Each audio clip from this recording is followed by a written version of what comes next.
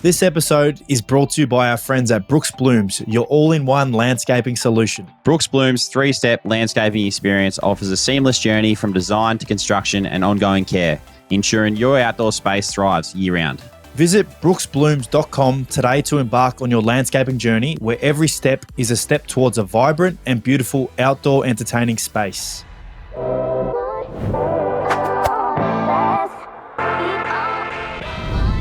G'day everyone and welcome back to another episode of the Ads and Dunks podcast. As always, brought to you by the Oz American Aces. It's Dunks here, one of your hosts, and joining me on the line is my good mate, Treloar. How you going down there, mate? Going good, mate. It's nice and cold down here. The weather's well and truly winter time. I think we've had nice, fresh 1 degree mornings the last few weeks, really. So it is nice and cold, and I see you actually wearing a jumper as well. It must be cold up there. It is. The last day and a half or 2 days has been about 17 degrees here. So coldest days of the year, mate, and feeling it, that's for sure. What's the weather when you're waking up? Oh, it's probably down to like 10-ish, that kind of weather, I reckon. That's at luxury, the moment. Mate. But yeah, I know. Well, actually, my old man sent our family WhatsApp a thing this morning, and he was like, it was -3, I think, and all the paddocks and troughs and that was just white, like looked like snow, but it was obviously frost. So must be very cold down there.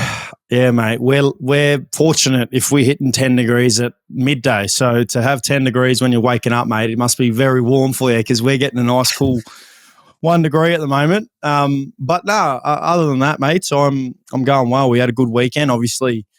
It was a good weekend all around. Every team won that we care about. Obviously, the Firebirds won. You boys won in an absolute thrilling game for what it's worth. And we obviously beat North Melbourne. So it was a good weekend. Yeah, it was a good weekend. Was there anything that you got up to that you want to share with the listeners out there, mate? Oh, I think the most important thing just happened about an hour and 15 minutes ago, which is what I've been waiting for. So for those, obviously, we put on our socials that postponed our release, which is normally the Wednesday we release our recording. So today is actually Wednesday that we're doing our recording. So as everyone, well, a lot of people know, I had a lot of people message about Lordship, the horse that you and I are into, and ran his first race today in Australia just an hour and 15 minutes ago, which I know, albeit the result isn't, I think a lot of people generically go, oh, if they don't finish top three, must run really poorly. But, you and I are very obsessive about this beautiful horse. So we had the report come through and they were very pleased with how he ran and whatnot. So it was just really cool being able to sit there and watch our boy run.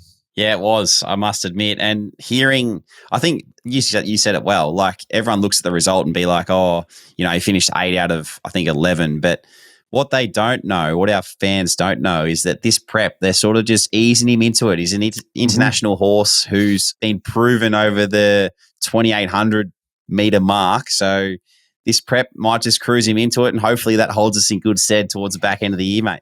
I agree, mate. And I know Jace Johannesson at the Footy Club and Lathy, these boys love the horses as well, and we're always talking about him. And he's actually really good mates with the trainers, Pricey and Kenty. So I think he got some mail saying that it's going to be a nice warm-up run for him. So obviously you and I going with no expectation, and we loved watching it run. So, mate, I cannot wait to see, the next two, because I think he's only going to have a few runs this prep, not too sure, but the next few that he has, it's going to be exciting to see because, it's been a countdown. And as I said, it's been the most thrilling thing that's happened to me this week, and it happened an hour ago. So, yeah, what about you, mate? What other than Lordship, did you get up too much? I know you played on the Friday night, had the weekend or whatnot. Yeah, so played Friday night.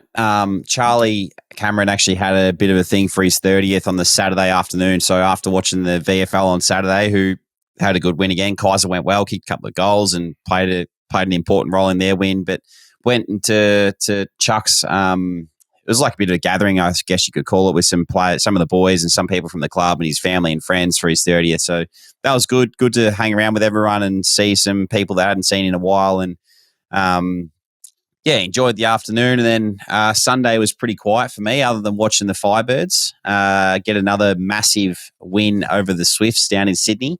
So it was pretty cool. And then normal week, really. Monday, actually, I had a bit of a jab in my back. So that laid me up for the day. And then yesterday was a normal Tuesday and day off today. So pretty cruisy, mate. Sounds like fun, mate. I actually I went out to a Korean barbecue joint on Saturday for one of my great mates, Peeva's birthday. And have you had much Korean barbecue before? Love Korean barbecue. Well, that's where I was kind of getting towards. It's probably I've probably had it a handful amount of times, and it is unreal. The fact that you cook it by yourself and you get to do what you want to do with your mate, unbelievable. Yep.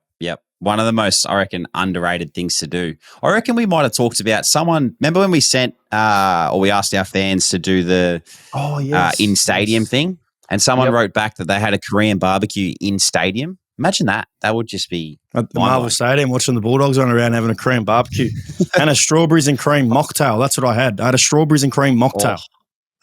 Yum. It was actually really, really good. So, but yeah, mate, that was probably the most thrilling things I did this weekend. But I did want to touch on the Firebirds. I mean, they've won 2 unbelievable games in a row. Obviously, Nelly was out right before the game, so Emily Moore had to come in and play an unbelievable game. She did, and just so proud of the girls. I know you and I obviously watch it intently, and we're messaging each other, and then obviously post game we're messaging how pumped we are. Like the fact that there's one. How many games are left? There is 2 games left, and they are 1 game outside of the top 4. So, and I think those teams play each other, so they're every chance to hopefully push for a top 4 berth and then hopefully play finals because, mate, we ride the ups and downs. So that game was unbelievable. And I was jumping. I had my recovery boots on at the time, and I had obviously Chook and Coops were around because they're my housemates, and Abby and Peeva, they were around. And, mate, we were watching it like, no tomorrow. And as soon as I think it was their goal shooter had 2 shots to try and beat us on the buzzer, and she missed them both and jumped out of my recovery boots and started cheering. I was so proud of him. But yeah, that was a good way to top the weekend off. It sure was, mate. That's definitely. You sort of underestimated it, I reckon. It was unbelievable. It was, you didn't underestimate it. That's a shit thing to say, but I just think it was an incredible outing. You think about against the odds, like the girls would never probably thought that they'd expect to win anyway without Nelly, and to go out there and play the way that they did and laid everything on the line too, mate. They were spent at the end of the game. So unbelievable. Words can't describe how good that win was. Absolutely. And I think also for the long run, I think what it does is it builds confidence in those guys, because a lot of the girls, they're young. Like I think probably Lara and Kimmy and Nelly are probably the oldest, and Kimmy's only 31. So, the fact Tipsy and Emily and Macy, like these girls get to experience games like that, it's awesome for them long term. So, they're our favourite team outside of our own team. So very proud of them. But we'll move on to the footy, mate, unless you've got anything else regarding your week. Nah, I've got a few things that I'm going to bring up later, mate. I've been stockpiling them as we've gone through the week, so I look forward to asking you a few juicy ones at the end. Thank you, mate. And I love these. I always go the wrong side. The ads and Dunks hoodies. I know I mentioned them last week, but I've got a few friends and family that are wearing them and very proud about it. And I actually wanted to give a shout out just quickly. I'm going to quickly go on my socials here because I got tagged in it after Kim's game and I forgot to mention it. So Gabrielle.Ferguson1 was celebrating with Kim last week with that photo. I'm not sure if you can see that, Joshy, but she's doing the A sign. And she wanted to get a photo with Kimmy and tag us both in it. So I appreciate it. It's pretty funny that we've got fans doing the A sign. But it's good, mate. We'll get into the footy. We'll start off with your game because obviously played on the Friday night. As I look at the app here, it's just taken me to an ad. Probably don't have the premium selection, so I'll make sure I get the premium to make sure we get straight into it. But yeah, your game, you guys obviously. Unbelievable the fact that you guys were able to come back. It looked like the game was almost done and dusted at times, and obviously Melbourne came with a pretty good intent, and I feel like their mids were really, I think publicly it's been spoken that Fags challenged your inside mids in particular because it did look like Clary and Viney and Rivers were going pretty well in there.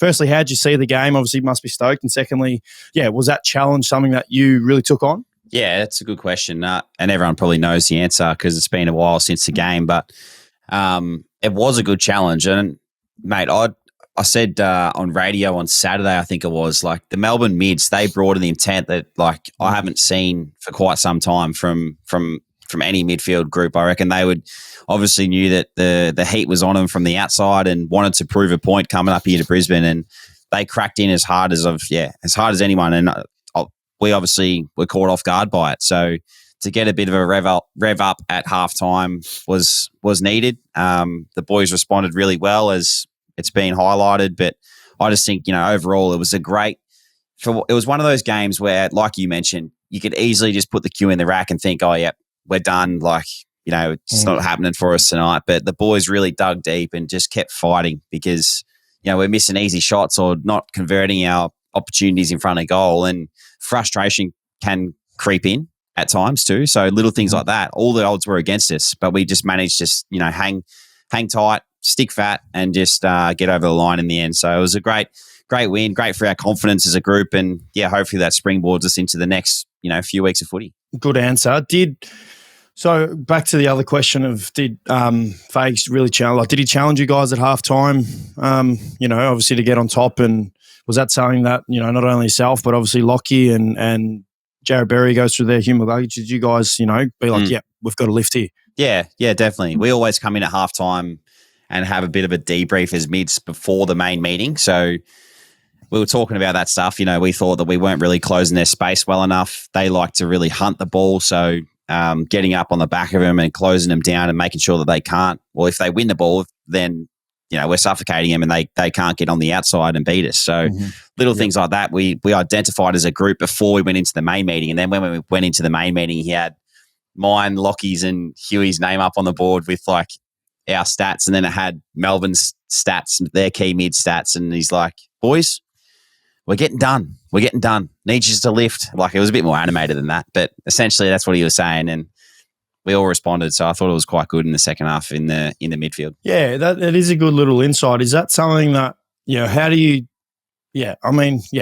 respond to that? Because, some players might go into their shell and, be like, oh, why is the coach challenging me? There's 22 other players. Like, or is it something that, I know the answer for you, but I guess in general, like, it's something that can sometimes fire up players to, really, I guess, pull their finger out in a way and really have a crack and try and get the boys over the line in the second half. I personally feel like, that kind of thing, it's good to do every now and then. Like, Fags doesn't do it all the time, but he'll challenge the leaders. And I think that's a really important thing amongst a group, because the leaders are the guys out there that generally, most of the time are doing the right things, having the right behaviours in their game. So to challenge them, then the rest of the group sort of sits up in their chair like, oh, shit, if Lockie Neal's not doing this or if Huey's not doing this, well, it happens to everyone. So I need to make sure that I'm lifting too. If he's lifting, he's leading by example. He's a leader of this footy club. I need to lift as well. So it just helps everyone build that camaraderie. And not only does it work with those individual players, but it just helps the team. So I really like how he's done that. And I've experienced that at the Bulldogs too. Bevo used to like to rev us up as leaders and older players too. So it helps, or it goes a long way with the whole group, I feel. Yeah, I agree. On yourself, I definitely feel like it was clearly your best game all year, but I've touched on last episode that you're clearly in great form and, in my opinion, leading the best and fairest and dominating, mate. So well done. But did you see that you had another quadruple double? I'm just looking here. I think you're the last person to have a quadruple double. And in footy context, that is kicks, handballs, marks and tackles. So you're the last person to do it. Round 8, 2023 against Carlton. You've got 3 Brownlow votes. And then now, round 16, 2024 against Melbourne, 17 kicks, 15 handballs, 12 marks, 10 tackles. Not that you don't look at that. I'm sure you don't look at that, or you might have seen it, but you must be proud of the way that you're going about it and, the quality of footy that you're playing at the moment. Oh, I did see that. It is kind of funny when, things like that pop up, but similar thing to what I'd normally say. Like, I feel like, when I'm playing my best footy, I'm just doing these little things that are helping me and us as a team get better. Sometimes you get your lick of the ice cream, but other times you won't. So it's just about keeping those behaviours consistent. And, the last few weeks, I feel like I'm, hitting my straps in terms of, covering the ground, in defence, being able to read the play, help out as much as I can. My pressure's gone, well, I feel like it's been good all year, consistent all year. So that helps you be in a position to then attack. And, my game's just flowing at the moment, which is good. It's nice to be able to put in all the work and then get to this time and you start to feel good. So, back end of the year is exciting. I feel like I've been pretty consistent this year, as I've talked about to you on here prior to this week. And yeah, hopefully that it just continues to evolve and we continue to get better. I hope so, mate. You're a joy to watch. As I say, you're always my favourite player and I watch intently. So well done on another awesome game. Thank you, mate. Let's move on to your game. Let's talk about you. Hey, talking about myself. Yeah, no, I feel you, mate. Jeez. Yeah, well, we obviously played North Melbourne, who, again, in my opinion, are so much better than a one-win side. They obviously are very unlucky not to beat Collingwood and then Melbourne and, pushed us right to the very end. But I'm thoroughly impressed by, their young guys they've got. I know George Wardlaw was a big out for them. Obviously, got concussed at training, so he was missed dearly, but yeah, very impressed by the way they go about it. We worked really hard, obviously got a really good lead early on in the game, probably a little bit disappointed that we weren't able to finish the game. The way that we were playing, that's probably the most disappointing thing. And you spoke about missing easy shots. I felt like we missed a lot of easy shots and kicked a lot of behinds. And that was probably, it is deflating because, you work so hard to score and then you end up missing easy goals. So that was a little bit disappointing as well. But I think, the overriding message is coming out of the game is, just pumped that we're able to get the win, still building nicely, feel like we're really building, into this back half of the season where we've got, there's no easy games in footy and that starts again this week against Port Adelaide over in Adelaide. So, yeah, just pumped we're able to get the win and, keep pushing for a final spot. Yep, you copped the tag as well on the weekend. How did you deal with that? Was there little things in your game? Were you expecting it but were there little things in your game once you realised that was happening that you had to change? Yeah, no, I did. I was expecting it. Yeah. I would personally always go to Bond if I'm a rival. If I'm a rival coach, he's the best player in the competition, and again, he was the best player on the ground on the weekend. But I understand coaches probably think they probably can't stop Bont no matter what. So what's the point of sending someone to him? So no, I wasn't really surprised. I thought it was going to happen. I feel like Will Phillips is a good. Will Phillips is a good matchup to me. So he did a really good job. I mean, I haven't really been used to that attention for a long time. I know James Jordan went to me a little bit when we played Sydney in the second half. He went to me. So I had a little bit of experience this year, but haven't really been fully tagged since probably my last year at Collingwood. So it's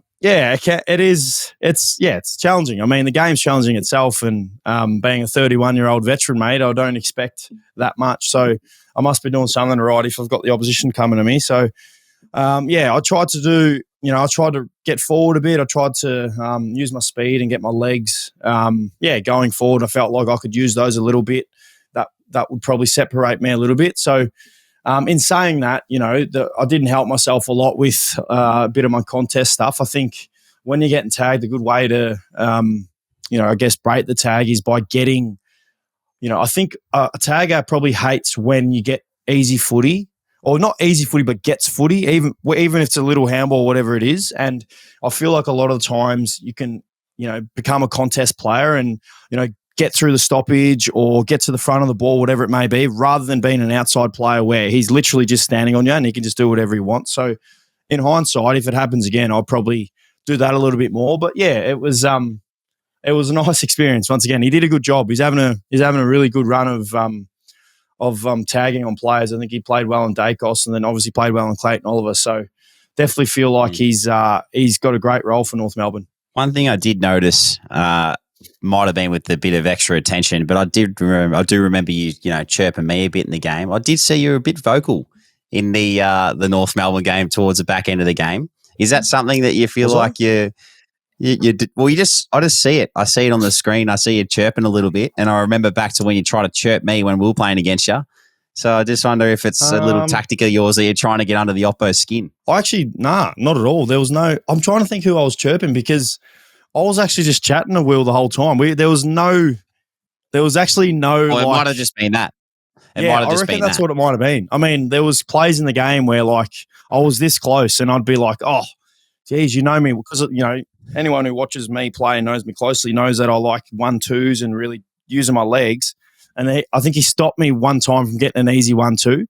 I think I just said something like, oh, you know me well. Like, and he goes, oh, I've been watching you for a long time because obviously I'm a lot older than him. So Nah, but mate, I actually promise you, I didn't do any chirping. Like there was nothing, zero chirping.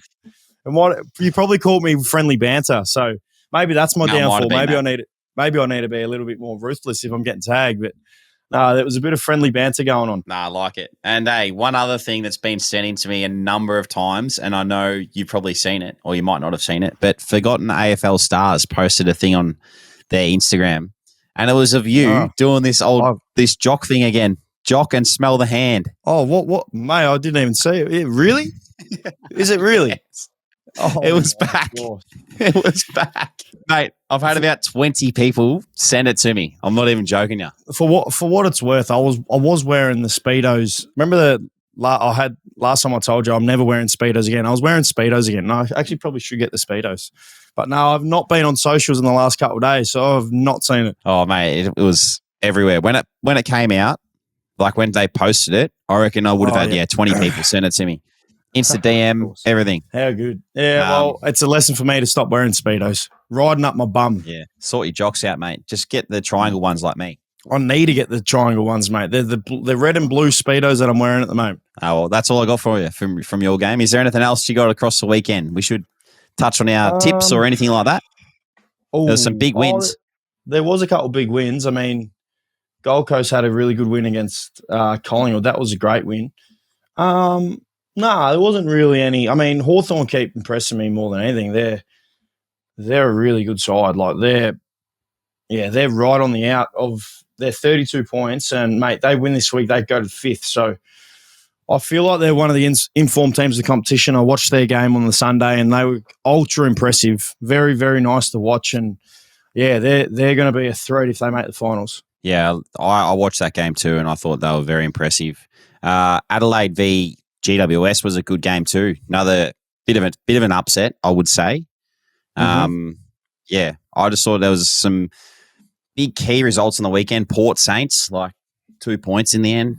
But anyway, I tell you what is going to be interesting come the Brownlow night, because some players are really putting their hands up. Dacos, Bont, Paddy Cripps.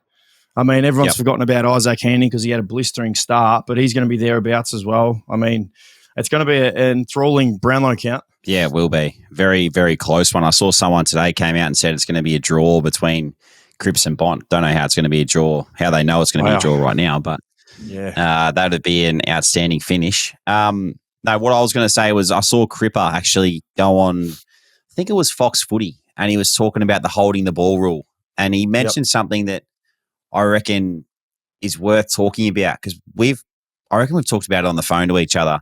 But he said that when you get pinned one arm, right, and you can't get rid of the ball in the other hand, and they expect you to get rid of it, and then you try and you obviously miss your foot, or you might connect with your foot, they might call play on because you're actually trying. But he said something about he thinks that the rules should be judged more on incorrect disposal rather than just being pinned and not being able to get rid of it.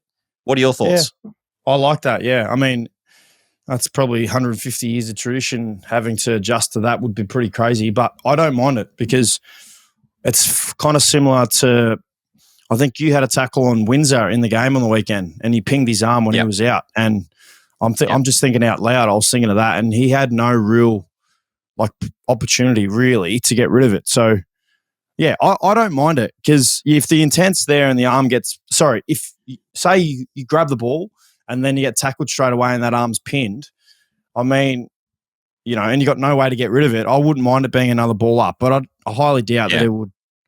I highly doubt that it'd ever get changed. What do you think? No, I don't know. I just really think that we should be rewarding the incorrect disposal element. That's what I got from that conversation that Cripper had on Fox Footy, was that he wants it to be incorrect disposal rather than, pin an arm, grab a lever, or whatever you say.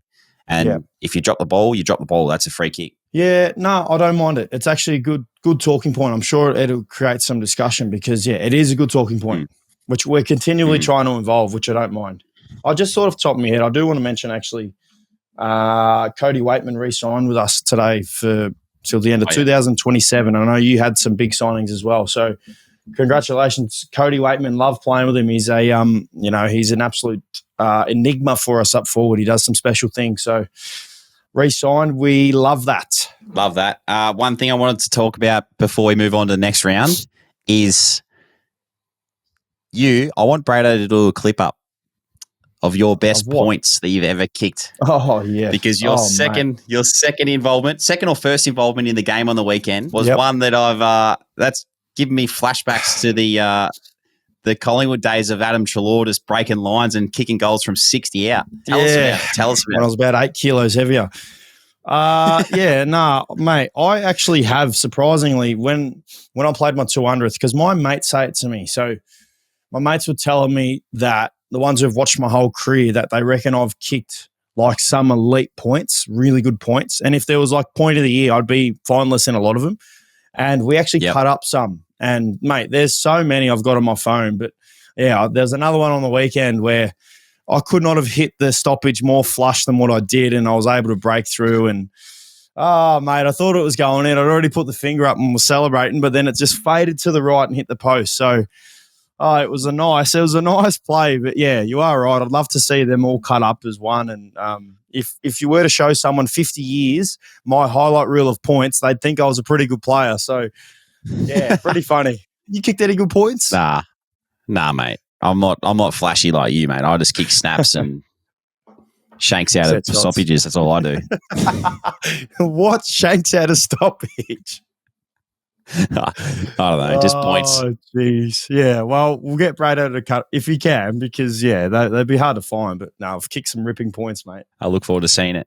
Anything else before we move on to next week? That's largely it. We'll get into the tips. And I think I think Brado was saying I was 7 behind or something. I had a stinking round of tips. So I think I had a good round. So I'm genuinely going to go opposite you and everything, I reckon, to try and catch up. Kick it off then. Friday night. Yeah.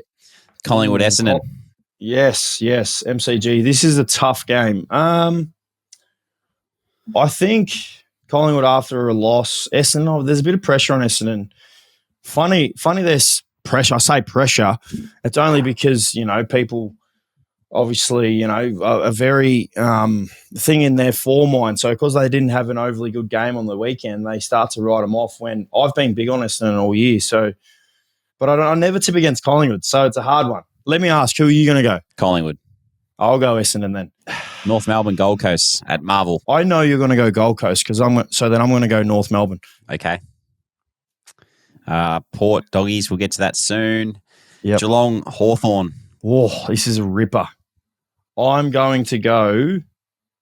Wow, this is a beauty. I know you're going to go Geelong, so I'll go Hawthorn.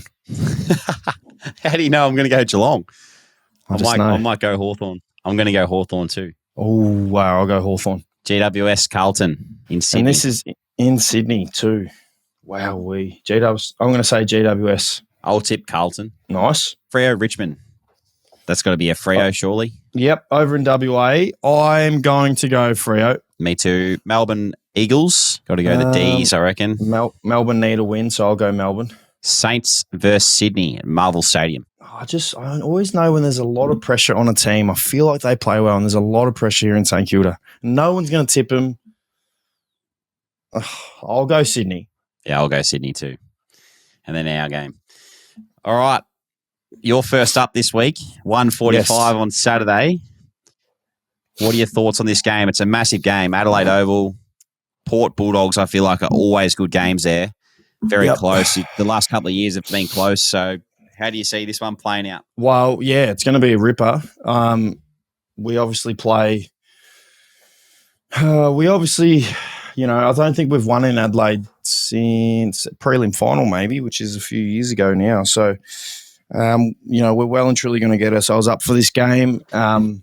Love playing on that oval for what it's worth. It's probably my favourite oval outside of the MCG. I know you love that oval as well, but yeah, it's going to be obviously a challenge for us. They're obviously copped a bit the last few weeks. They had a good win against St Kilda on Sunday. They got a great midfield. Well, they got class all across the field, but I know a lot of their strengths lie in their middle with Butters, Horn Francis and Rosie, obviously Willem Drew as well. So, going to feel like we're going to have to really take it up to him early.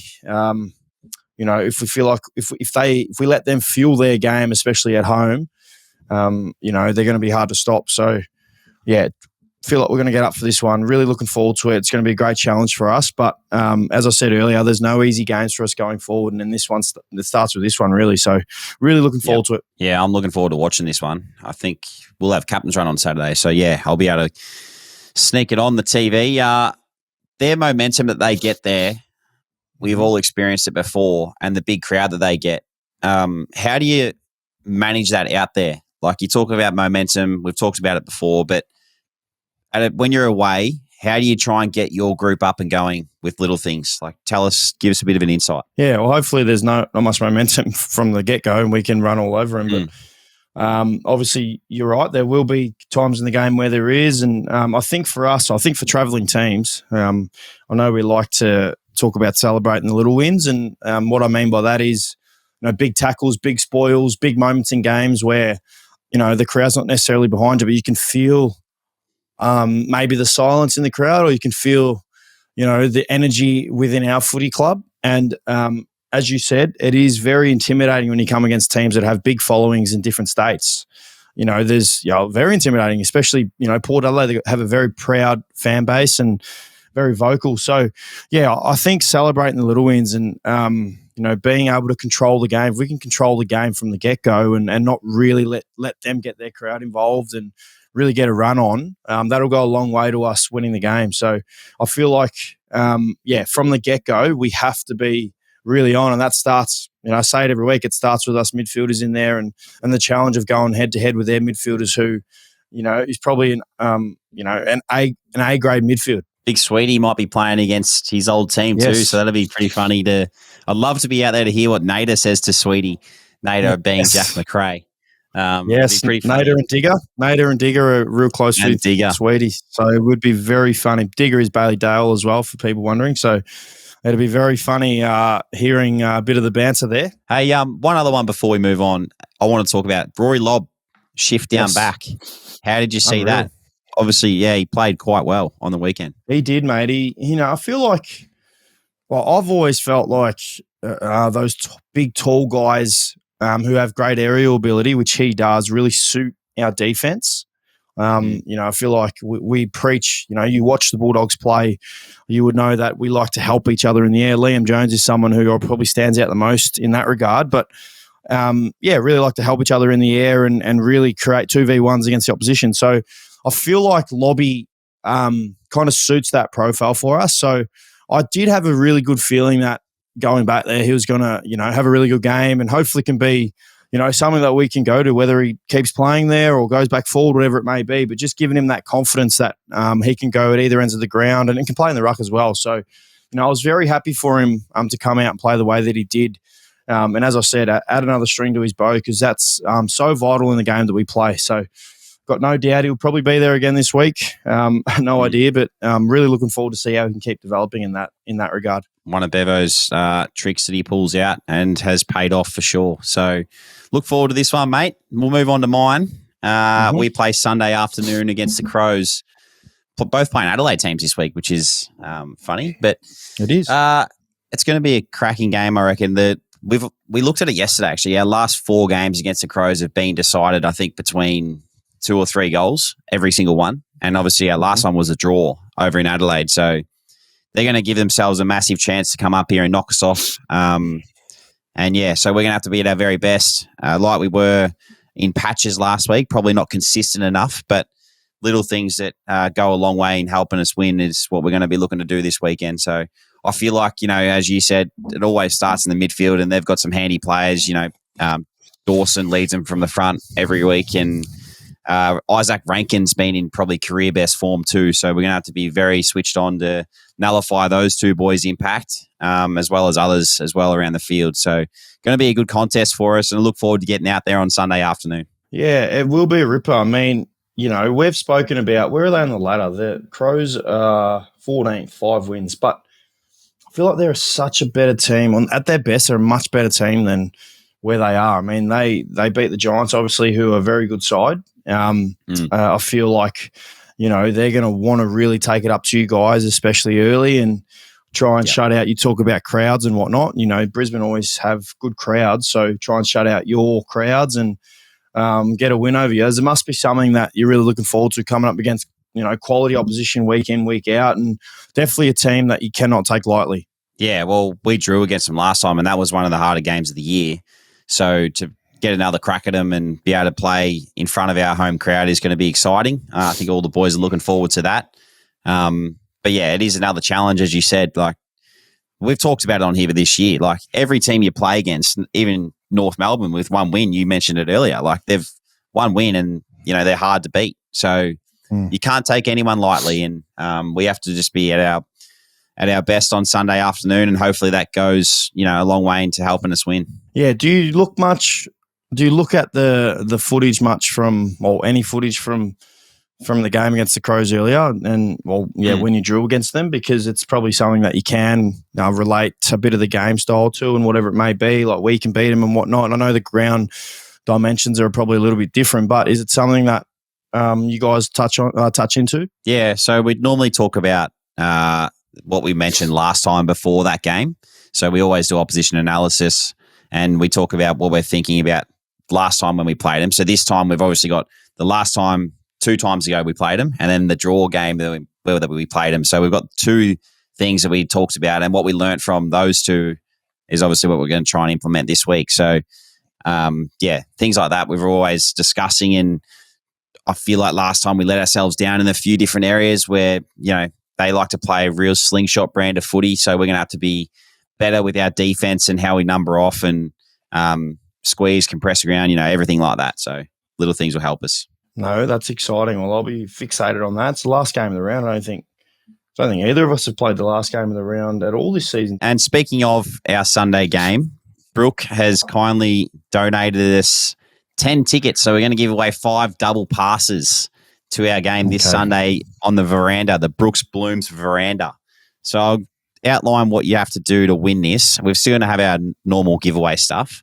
But this week, to get a double pass, what you have to do is you've got to follow both Brookes Blooms and the Ausmerican Aces and post a story and comment why you love our potty to win a ticket to the game. So the first 5 comments will win 2 tickets each. But you've got to post it on your story, tag both the Brookes Blooms and Aces in your story, and then we'll choose our winners. So the first 5 in will win. So make sure you get onto it straight away.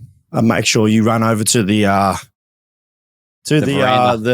bit and say good day and give everyone a hug for supporting us. They'll love that. But no, I love it. I love it, Brooke. If we win, I'll head over there and say good day to everyone and say good day to our fans that have just won the tickets. Hopefully, maybe give them a pair of your boots. Yeah, you never know, mate. My boots are actually getting a little bit old. I might have to get a new pair. So see what happens.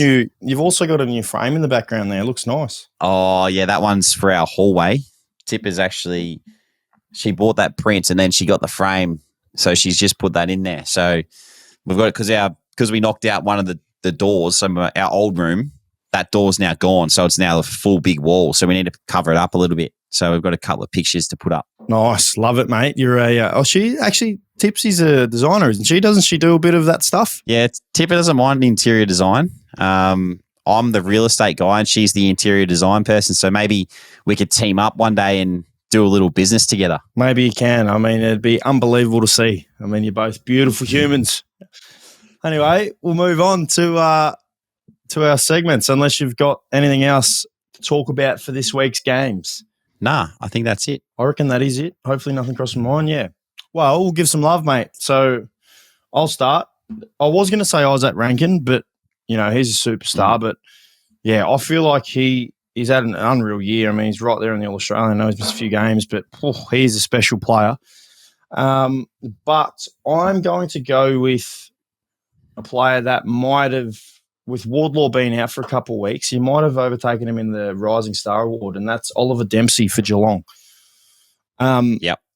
Yeah, he got the best on ground actually on the weekend in the game against the Bombers. And, yeah, mate, he's a really good find for them. I feel like he's had a really nice season, really, I think, developed each game, really, like just gotten better and better and plays a bit of everywhere through the middle, plays on the outside, plays on the inside, plays a bit of half forward. But what I like at the most is he's really kind of like Graham Myers. He's really crafty with his ball when he gets it. He's very deceptive with his ball. He hits targets that probably, aren't there really for a lot of players. And then on top of that, he hits the scoreboard. So, yeah, been really impressed with how he's going about it. Love watching him play. So he's the guy I'm giving a bit of love to. I like it. Mine is Mitch Hinge from the Adelaide Crows. Yeah.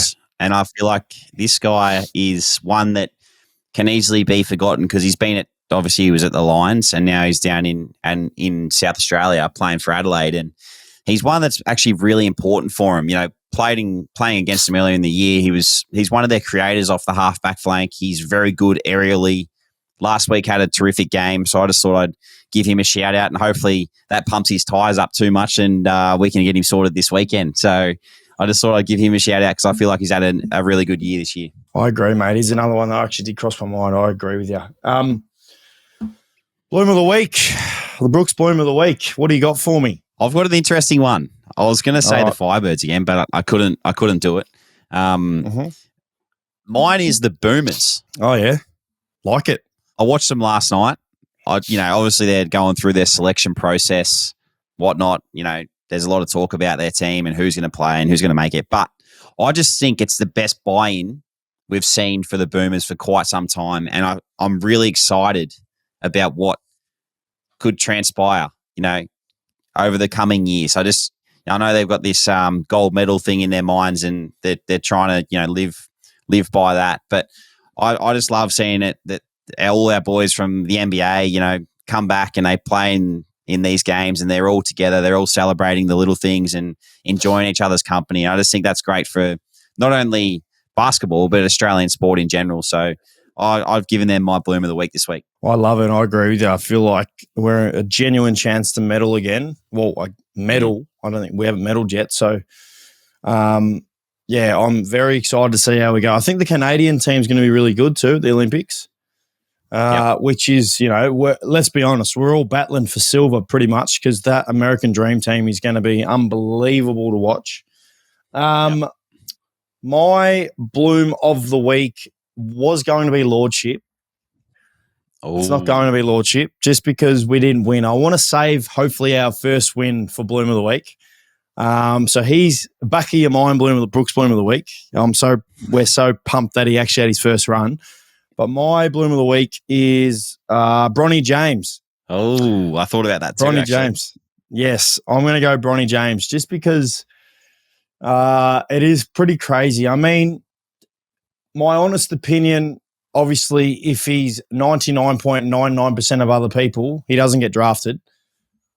Just because I just don't think he's ready to be an NBA player. I mean, you watch his college basketball, you see there's a lot of players that don't make it. I'm not saying he won't be a good NBA player.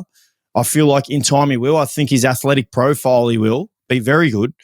But for now, no, he's not ready. And we all know, he largely got drafted because his dad's LeBron James. So, and who's to argue with LeBron, the second greatest player of all time? So my Brookes Bloom of the Week is Bronny James because the fact that he gets to play with his dad.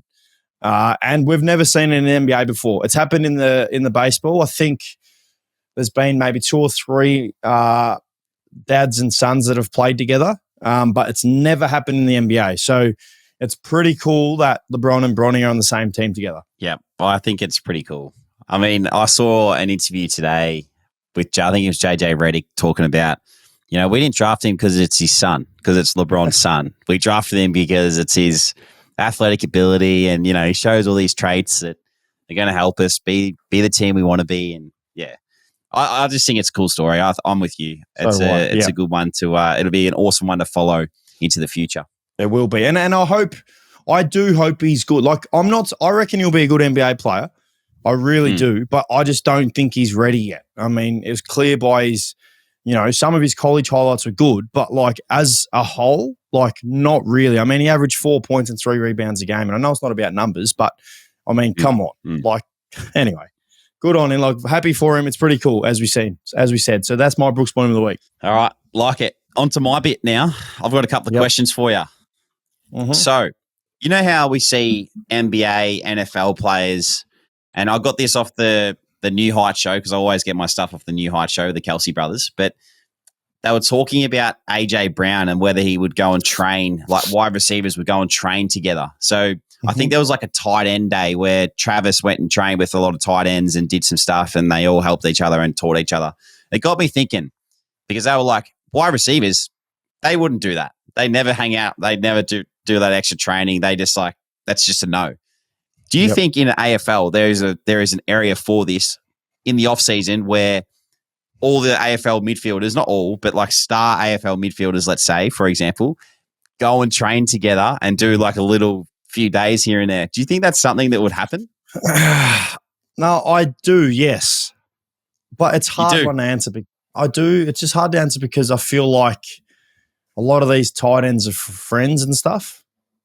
Like, aren't they friends? Like, I mean, from pre being in the NFL, a lot of them know each other through, I don't know, whatever. So, so, so if it's like you and I obviously met through footy. So it is a hard one. But no, I reckon if you were to send the feelers out and AFL goes, there's Chris Judd, there's Nathan Buckley, all these champion midfielders who are running a midfield seminar and training sesh, any midfielder can come down. I would think mids would go down. Yeah, I do. Who do you think would be least likely out of all three lines? Forwards, mids, backs. Who would be least likely to go to a day like that?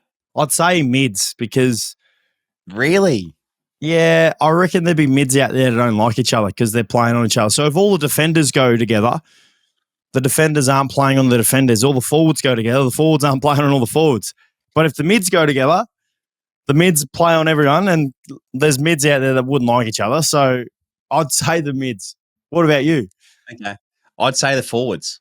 The forwards because I think that, forwards are like wide receivers to me. Like they all have their, because they kick the goals, they get the, they do all the freakish things mainly. Like midfielders do freakish things too, but I just think the forwards are the X factor players in the AFL where some would be like, nah, I'm not going to that thing. No way.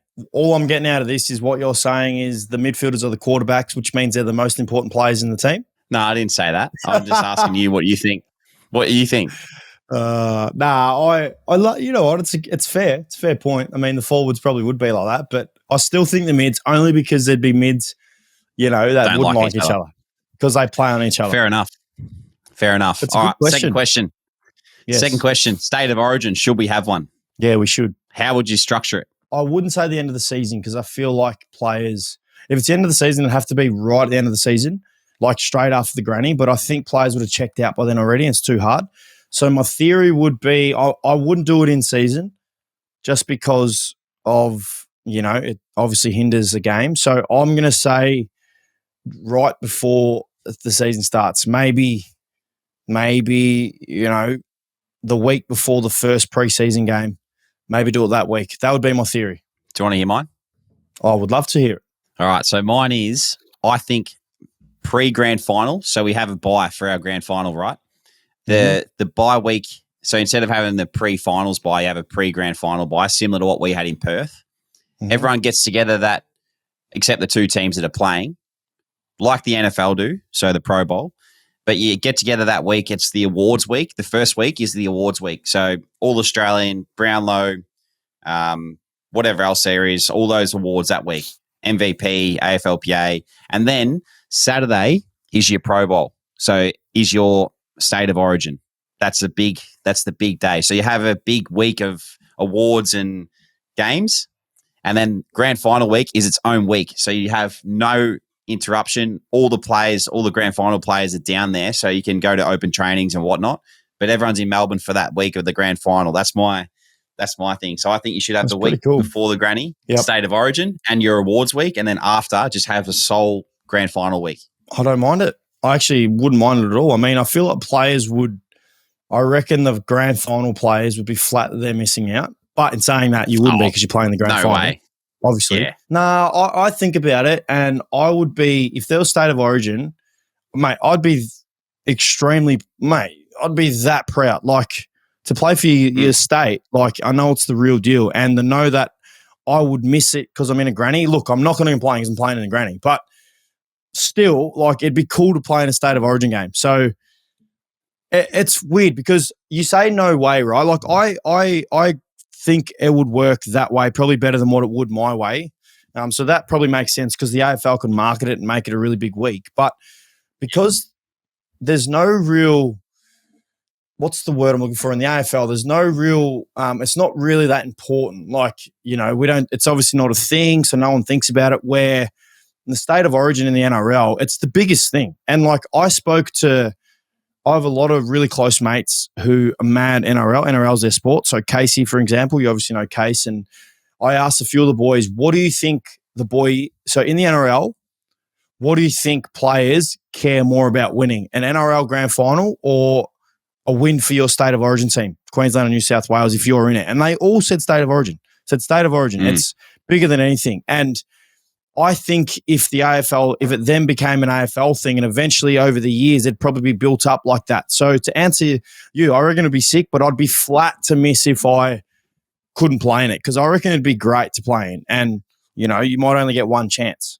Good debate. Good debate. I like it. Me too. All right. Well, the awards, mate. Yep, our YouTube winners. So I've got here. So it was a Give Some Love. Remember we did that last week. So the first one is Damien Hillis 6673. I'm giving love to Lockie Fogarty, who is 18-2 in his 20 games since the start of 2023, and currently 8-0 in 24. So I think that's 9-0 now after last week. So definition of a role player who just has a crack. So Damien Hillis is one of our winners, and I love that answer from him. Mitch Masters 147 is another one. I'm giving love to Geordie Clark from Freo, arguably an All-Australian contender this year. Absolute jet off the halfback. His ball magnet, attacking speed off the halfback makes him that exciting to watch. Good luck for the rest of the season, lads, but I'm hoping you don't knock off my Freo Dockers outside the 8, or don't knock my Freo Dockers outside the 8. So there are 2 winners this week. Congratulations to them. And then we'll talk about this week. What are we doing this week, mate? We've got our double passes to give away. Yes, we do. I like the Origin chat. So something along the Origin lines. I wouldn't mind maybe send in your best. Wait, that's right. You wouldn't be Victorian, would you? You'd be Allies. I'm Allies. I'm New South Wales. Okay, so you couldn't play for Victoria, or you could? I don't know how it would work. Okay, well, something along the Origin lines. Maybe send in your best. Oh, you're an Allies player, and I'd be Victorian. So think about that, our listeners. Want you to send in your current day best Victorian team and your best Allies team. Oh, that's hard. That's a lot of work. Mate. It is a lot of work, but I want to see it, mate. All right, I like it. And before we finish up, I just got to mention that last week we talked about the hoodies that Adsy talked about off the top. Brooks actually sold out of the hoodies, so we want to thank everyone for letting or getting around us and getting the hoodies, because they have sold quick and fast. So thank you for all your support. We can't wait to see a lot more people wearing them out in the public. I haven't got mine on tonight, but it's in the cupboard ready to go for tomorrow. So thanks everyone for your support, and we really appreciate it. And thanks Adsy again for another great ep, mate. We've got to get Brado on before we finish up, though. Yes, we do. Well done. You didn't finish there. Let's welcome Brado. Close. You could have just finished anyway. You didn't throw anything to me. I got nothing for you this week. You didn't. We just want to hear your voice, Brado. It is good. It's good. I didn't have to do much thinking, use much brain power because I'm a bit crook. So it's all good that you looked out for me. For those that listen to this, how long does it take you to cut this up and do everything you got to do? Yours is actually the longest out of all the podcasts that I do, because I do a fair few podcasts, if people listening don't know, because yours has a little micro delay in between each of your answers to each other because you do it remotely. So I have to cut out every single time you guys change talking, like whoever's speaking. I have to cut out the micro delay. So there's like 400 cuts per podcast. But just listening through the first time probably takes me a couple of hours, and then the clips on top of that, normally about an hour per clip. So it takes most of a day to do the record and edit. There you go. Interesting. Very interesting. Well done. Good little insight. Thanks for the question. I feel included in the podcast. Mate. Thank you very much. Absolutely. Well done, Brado. We both applaud you. We wouldn't be able to do the show if it wasn't for you being the star behind it. So we love you, mate. You guys can't, because I would be out of a job if you could. No, mate, we'd still run with you. You're an absolute superstar. Don't shut yourself down like that. But thank you. I did want to say, actually, Joshy, not you, Brado. So thanks for chiming in. We've got to come up with a prize for the tipping. We're coming towards the end of the season, so we've got to do something because we've been doing our tips every week. It started off as a joke, kind of the first episode, and now we're actually genuinely doing our tipping. So we've got to come up with a prize. We've got to do something. Well, maybe that's what our fans can send in too. What prize should we give each other for the person that wins at tips? All right, over the next, there's 8 weeks plus finals, we're going to figure out what the prize may be or what the punishment may be for the guy that doesn't win, which at this stage is definitely going to be me. So unless there's a miracle comeback. But yeah, that's just later on. But that could be something we think about later on. Like it, mate. We'll wrap it up. That's it. Done for another week. Thanks, everyone, for tuning in. Thanks, Adzi. All the best on the weekend, mate. You too, mate. All the best.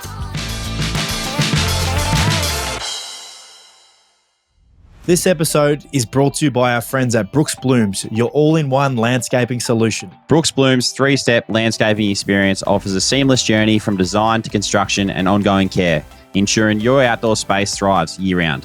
Visit brooksblooms.com today to embark on your landscaping journey, where every step is a step towards a vibrant and beautiful outdoor entertaining space.